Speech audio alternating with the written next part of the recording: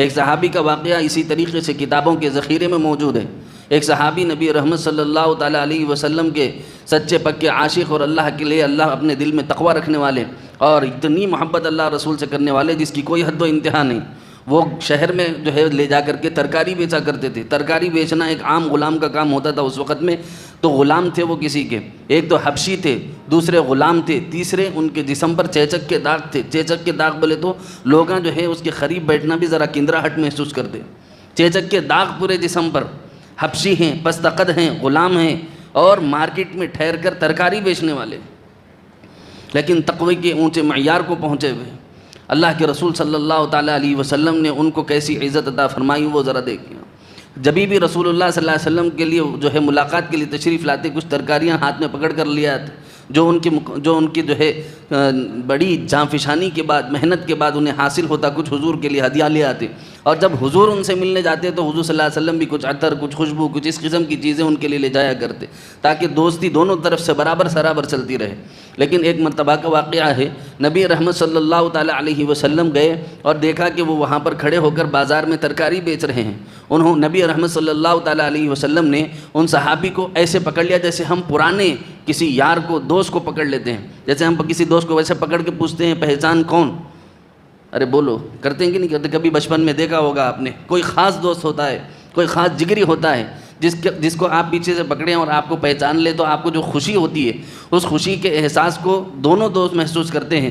جب وہ جا کر کے پکڑتے ہیں تو پوچھتے ہیں پہچان کون؟ نبی رحمت صلی اللہ علیہ وسلم جیسی عالی شان ذات کہاں، اور حبشی غلام، پستقد، چیچک کے داغ، بازار میں کھڑے ہو کر ترکاری بیچنے والے، ان کو حضور پاک صلی اللہ علیہ وسلم جا کر ایسے پکڑ لیے اور پوچھے پہچان کون؟ سبحان اللہ۔ نبی رحمت صلی اللہ تعالیٰ علیہ وسلم کا یہ عمل بتاتا ہے کہ حضور پاک صلی اللہ تعالیٰ علیہ وسلم اپنے ایک صحابی سے کتنی زیادہ محبت کرتے تھے۔ خیر، یہاں پر ایک جو واقعہ مجھے بتانا ہے وہ یہ ہے کہ انہوں نے جب دیکھا کہ میں بازار میں کھڑا ہوا ہوں، پست قد ہوں، غلام ہوں، ترکاری بیچ رہا ہوں، چیچک کے داغ میرے جسم پر ہیں، لازم ہے کہ حضور پاک صلی اللہ تعالیٰ علیہ وسلم کے علاوہ کوئی نہیں ہو سکتا پورے کائنات میں جو ایسے کو سینے سے لگا لے، میرے نبی ہی ہیں۔ پھر جب خوشبو محسوس کی، کنفرم ہو گیا کہ یہ خوشبو حضور کے سوا کسی کی نہیں ہو سکتی، تو اپنی پیٹھ حضور کے جو ہے سینے سے رگڑنے لگے تاکہ برکت حاصل ہو جائے۔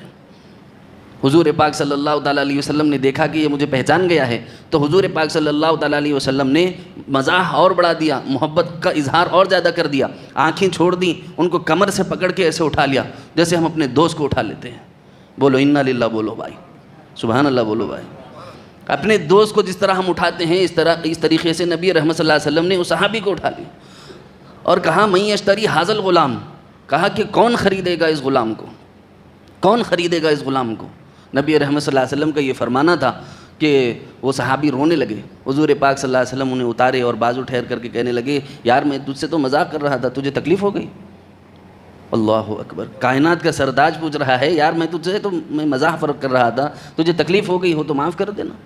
نبی رحمت صلی اللہ علیہ وسلم کا یہ پوچھنا تھا کہ وہ صحابی کانپ گئے۔ انہوں نے کہا فدا کا ابی و امی یا رسول اللہ، اے اللہ کے رسول، میرے ماں باپ آپ کے اوپر قربان ہو جائیں، میں آپ سے ناراض کیسے ہو سکتا ہوں؟ یہ تو میری قسمت ہے کہ آپ نے مجھے اپنے سینے سے لگایا ہے، آپ نے مجھے اپنی گودی میں اٹھایا ہے، یہ تو میری قسمت کی بات ہے، لیکن مجھے آج تک اپنے پستقد ہونے پر، چیچک کے داغ ہونے پر اور کالے ہونے پر اور جو ہے غلام ہونے پر اور ترکاری بیچنے پر مجھے کبھی افسوس نہیں تھا، کبھی افسوس نہیں تھا، لیکن آج مجھے افسوس اس وجہ سے ہو رہا ہے کہ اگر میں گورا ہوتا، لمبا ہوتا، قد و کاٹ کا ہوتا، آزاد ہوتا تو 4 روپے میرے نبی کو زیادہ مل جاتے ہو۔